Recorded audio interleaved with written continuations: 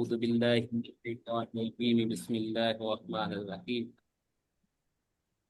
دعویٰ اور علم الدعویٰ دو اصطلاحیں استعمال ہوتی ہیں۔ دعویٰ دعوت لغوی معنی میں بلانا، پکارنا، دا یدعو سے ہے۔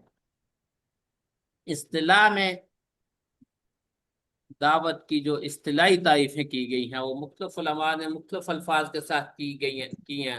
الدعوت حث الناس علی الخیر والہدی والامر بالمعروف والنہی عن المنکر لیفوز الناس بسعادت العاجل والعاجل۔ یہی مفہوم تقریباً سب کے ہاں پایا جاتا ہے کہ دعوت لوگوں کو بلائی، اچھائی کی طرف بلانا، ہدایت کی طرف بلانا، اچھے کاموں کا حکم دینا، برائی سے، برے کاموں سے روکنا، جس کے نتیجے میں جو لوگ اس دعوت کو قبول کریں گے وہ دنیا اور آخرت میں کامیاب۔ یعنی جب ہم دعوت کا علماء مسلمین کے ہاں، مسلم علماء کے ہاں کہتے ہیں تو پھر دعوت سے مراد خاص دعوت ہوتی ہے اسلام کی طرف، یعنی لوگوں کو اسلام کی خوبیوں، اسلام کی اچھائیوں کی طرف بلانا، اسلام کے عقیدہ، قانون، اخلاقیات وغیرہ کی طرف بلانا، یہ دعوت ہے۔ اور اس بلانے کو دعویٰ کہا جاتا ہے۔ بعض علماء نے اس کی تعریف کو تھوڑا وسیع کیا، تو اس میں انہوں نے کہا کہ دعوت سے مراد صرف بلانا ہی نہیں، بلکہ دعوت یہ ایک ایسی تحریک ہے جو نظری عملی دونوں پہلوؤں سے ہے، یعنی جس میں آپ زبانی دعوت بھی دے رہے ہیں اور جس بات کی، جس چیز کی دعوت دے رہے ہیں اس کو خود اپنے عمل میں، پوری سوسائٹی کے عمل میں لے کے آ رہے ہیں، یعنی اس کو آپ سوسائٹی میں نافذ بھی کر رہے ہیں، اپنے ماحول کو، معاشرے کو اس کے مطابق بنانے کی کوشش کر رہے ہیں۔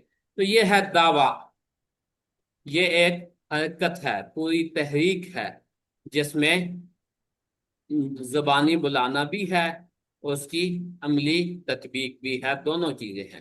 اس کے نتیجے میں یہ ہوگا کہ آپ کا مسلم معاشرہ قائم ہوگا، دعوت کے نتیجے میں مسلم معاشرہ، اسلامی ریاست یہ قائم ہوگی، اور پھر مسلسل اس معاشرے کا دفاع بھی دعوت ہی سے ہوگا۔ تو یہ دعوت کا کام، یعنی ڈاکٹر رؤف شلبی اور ابو الفتح بیانونی، ان کے یہاں دعوت سے مراد یہ ایک تحریک ہے جس کے ذریعے معاشرہ قائم بھی ہوگا اور بعد میں اس کا تسلسل اور اس کا دفاع بھی ہوتا رہے گا۔ تو یہ علم الدعوہ کی اصطلاحی تعریف ہے۔ میں انشاءاللہ آپ کو کچھ کتابیں بھیجوں گا جن میں سے آپ نے تلخیص کرنی ہے۔ اچھا، یہ دعویٰ ہے۔ اور علم الدعوہ وہ کیا ہے؟ علم الدعوہ بطور فن کے جب ہم علم کی بات کرتے ہیں، علم الدعوہ، تو اس سے مراد وہ ایسے قواعد و اصولوں کا مجموعہ ہے جن کے ذریعے لوگوں تک اسلام کو پہنچایا جاتا ہے، سکھایا جاتا ہے اور اس پہ عمل کیا جاتا ہے۔ یعنی ایسے قواعد و اصول جن کے ذریعے سے اسلام کو لوگوں تک پہنچایا جائے، اس کی تعلیمات لوگوں کی زندگی میں لائی جائیں اور اس کی عملی تطبیق کی جائے، تو یہ علم الدعوہ ہے۔ اس طرح سے دعوت کا تیسری چیز آتی ہے علم الدعوہ کی، یا دعوت کی ضرورت کیا ہے، کیوں ہے؟ تو دعوت کی ضرورت کیا ہے؟ انسان کو اللہ نے باقی ساری مخلوقات پہ فضیلت دی ہے۔ اب یہ فضیلت اس بنیاد پہ ہے کہ انسان کو اللہ نے عقل دی جس کے ذریعے سے وہ اللہ کی توحید تک پہنچتا ہے، اللہ کی رضا کے کام کرتا ہے اور زمین پہ اللہ کے احکامات کی تنفیذ کرتا ہے۔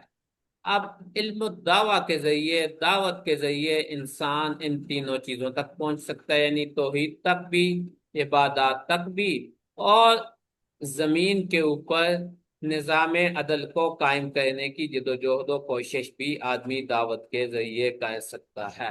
تو یہ علم الدعوہ کی تعریف انہوں نے، ڈاکٹر فتح البیانونی نے جو علم الدعوہ کی ضرورت کو بیان کیا، اس میں انہوں نے اس چیز کو لے کے آئے ہیں۔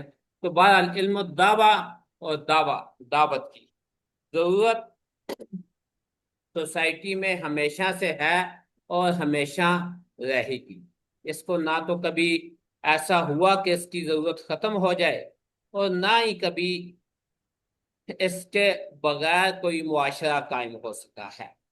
آپ انبیاء کی تاریخ کو اگر دیکھیں گے تو آپ کو یہ معلوم ہوگا کہ انبیاء نے کبھی بھی کہیں کسی معاشرے کو قائم کرنے کے لیے تلوار نہیں اٹھائی، اسلحہ کبھی کسی معاشرے کو قائم کرنے کے لیے انہوں نے نہیں اٹھایا، بلکہ معاشرے کو، سوسائٹی کو ہمیشہ دعوت کے ذریعے قائم کیا ہے۔ یعنی ریاست اسلامی ہمیشہ حضرت سیدنا نوح علیہ السلام سے، یا ان کے بعد کی آپ بات کریں ابراہیم علیہ السلام سے لے کے جب سے انبیاء نے کا ٹکراؤ آ رہا ہے شیطان کے ساتھ، شیطانی نظام کے ساتھ، تو اس کو ختم کرنے کے لیے انہوں نے ہمیشہ دعوت ہی کے ذریعے کو اختیار کیا ہے۔ آگے چل کے وہاں سے لے کے آج انبیاء کی ساری زندگی میں بھی، اور انبیاء کے بعد جو مجتہدین مجددین گزرے ان کے ہاں بھی، ہاں نظام دعوت سے قائم ہوا ہے، معاشرہ سوسائٹی دعوت سے قائم ہوئی ہے۔ تلوار جہاں کہیں اٹھائی گئی ہے وہ اس نظام کے دفاع، اس کے تحفظ کے لیے اٹھائی گئی ہے، اس کو قائم کرنے کے لیے تلوار کبھی کہیں نہیں اٹھائی گئی۔ یہ ایک ہماری تاریخ کا اہم یاد دہانی رکھنے والا اصول ہے، جس کو ہم بھول گئے۔ ہم یہ سمجھتے ہیں کہ شاید تلوار اٹھا کر، اسلحہ اٹھا کے اس سے نظام کو قائم کیا جاتا ہے، جبکہ انبیاء کا طریقہ، مجددین کا طریقہ نظام قائم کرنے کے لیے، ریاست قائم کرنے کے لیے صرف دعوت رہا ہے۔ اس میں ان کا طریقہ کبھی بھی اسلحہ اٹھانا نہیں رہا۔ ہاں جب ایک نظام قائم کر لیا ہے، اب اس کے تحفظ کے لیے اقدامی جہاد بھی ہوا ہے، دفاعی جہاد بھی، دونوں طرح کا۔ یعنی جہاد سے انکار یا اس طرح کے جہاد کہیں کبھی اس کی ضرورت نہ ہو، ایسا نہیں ہے۔ جہاد ہمیشہ سوسائٹی میں، سوسائٹی کی ترقی کے لیے اس کی ضرورت باقی رہتی ہے اور باقی رہے گی۔ لیکن سوسائٹی قائم کر لینے کے بعد، مسلم معاشرہ قائم کر لینے کے بعد، وہ جو آپ کی ریاست ہوگی، آپ کا معاشرہ ہوگا، چھوٹا ہو یا بڑا، اس کے تحفظ کے لیے، اس کے دفاع کے لیے، اس کو باقی رکھنے کے لیے، اس کی ہر طرح کی معاشرتی ترقی کے لیے آپ پھر دفاعی جہاد بھی کرتے ہیں اور اقدامی جہاد۔ تو بنیاد دعوتی ہے۔ اور قرآن حکیم کو اگر اس نقطہ نظر سے آپ دیکھیں نا، تو قرآن قانون کی کتاب کم ہے اور دعوت کی کتاب زیادہ ہے۔ قرآن میں یعنی فقہ کی کتاب، قوانین کی کتاب کم ہے، اس میں فقہ اور قوانین کم ہے، دعوت ہے زیادہ، اور اصل اس کا موضوع قرآن کا دعوت ہے۔ دعوت کے ذیل میں جو سوسائٹی قائم ہوتی ہے، اس سوسائٹی کے لیے اصولی ہدایات ہیں قانون کی۔ قانون کی جو ہدایات ہیں وہ بھی اصولی ہدایات ہیں، تفصیلی جزیات اس کی نہیں ہیں۔ وہ ان کو چھوڑ دیا سوسائٹی قائم کرنے والے لوگوں پہ کہ یہ اصولی بڑی بڑی ہدایات ہیں، ان کی روشنی میں آپ لوگ اپنے لیے قانون بنا سکتے ہیں۔ اصولی اور اساسی قانون موجود ہے، اور اس کے ذیلی قوانین آپ خود بنا سکتے ہیں۔ ذیلی قوانین بنانے کے لیے بطور نمونہ کے ہمیں حضرت رسول اللہ صلی اللہ علیہ وسلم کی سیرت، اس کو سامنے رکھنا ہوتا ہے، اور آگے قانون بنا لیے جاتے ہیں۔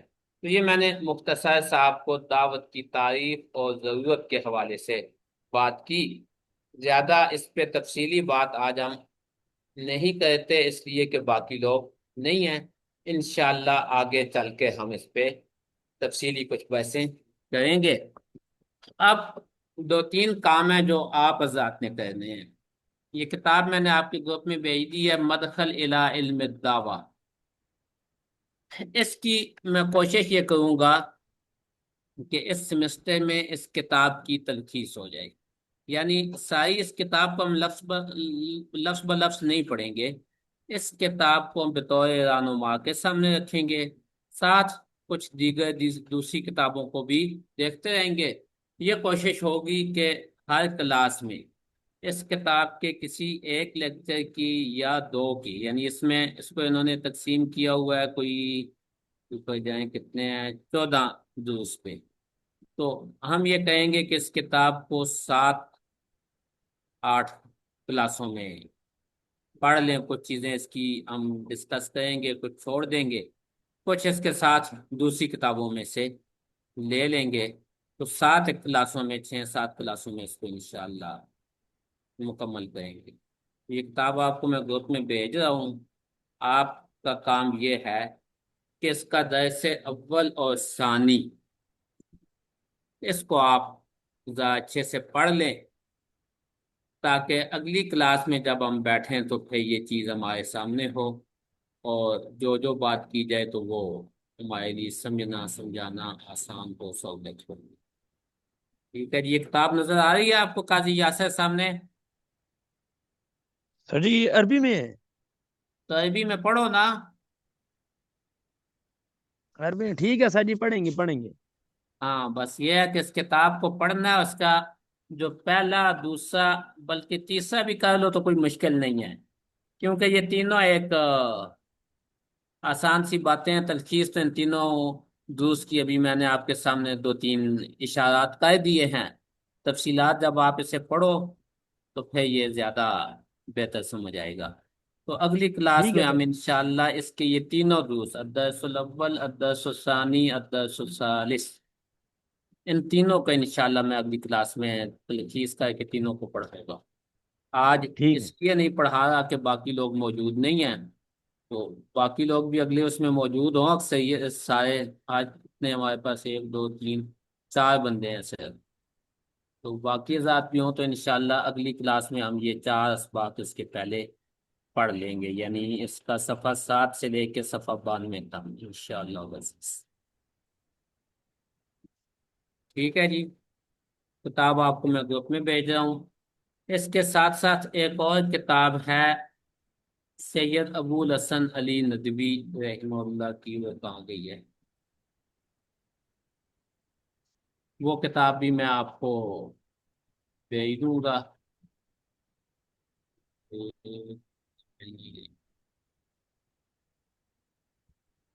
چلیں بہرحال وہ کتاب بھی میں آپ کو بھیج دوں گا، جو مولانا ابو الحسن علی ندوی کے دروس ہیں، اس کو بھی ساتھ ہے ہم، بلکہ یہ سامنے آ گئی ہے میرے۔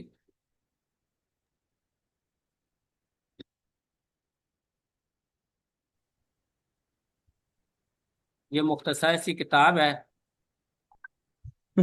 جس میں انہوں نے یہ کہا ہے کہ یہ بتایا کہ قرآن مجید میں انبیاء کی دعوت کے اسالیب کیا ہیں، کس طرح کے ہیں۔ یہ ایک طرح کا قرآن حکیم کا موضوعی مطالعہ ہے، دعوت تبلیغ و دعوت کا موجزانہ اسلوب، قرآن کریم اور سیرت نبی کے ادبی شاہکار۔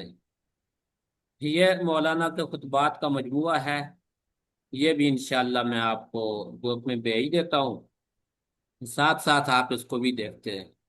تو اگر اس سمسٹر میں یہ 2 کتابیں آپ نے مطالعہ کر لی تو انشاءاللہ ہمارا مقصد پورا ہو جائے گا۔ اگر ہاں جی قاضی، کیا کہتے ہو؟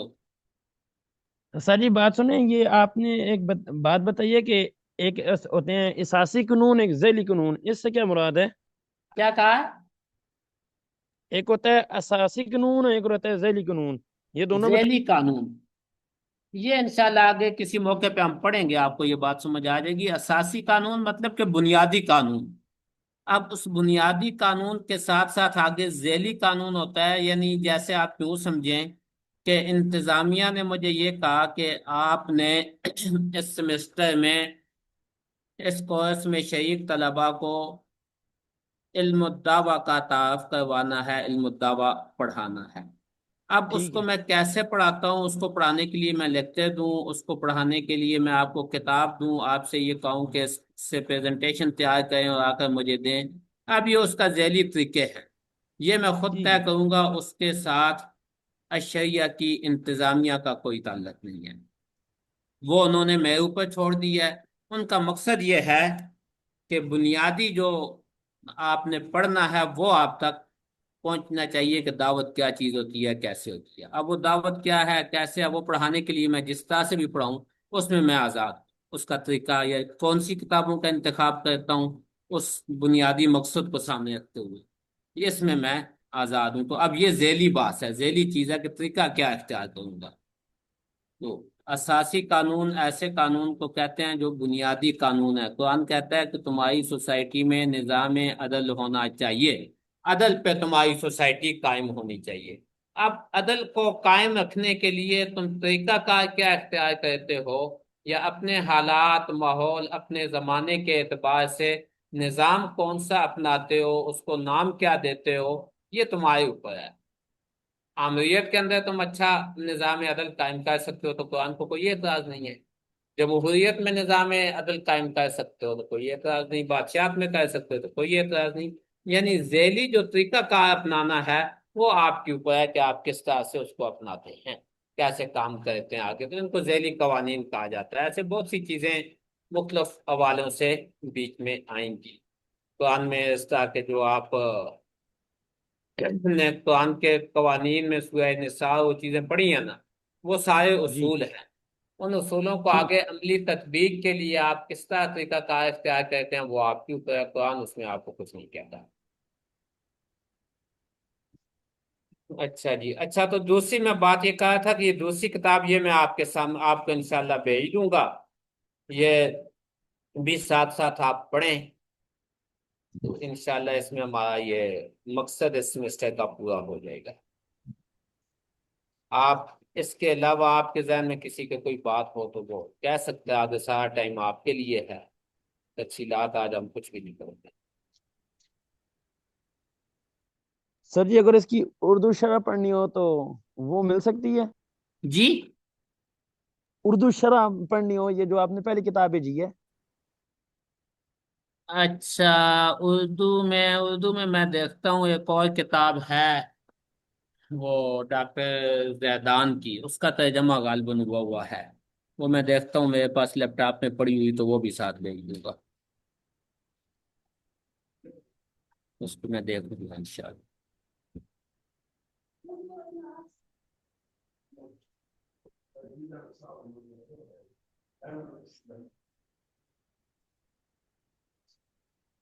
اچھا جی،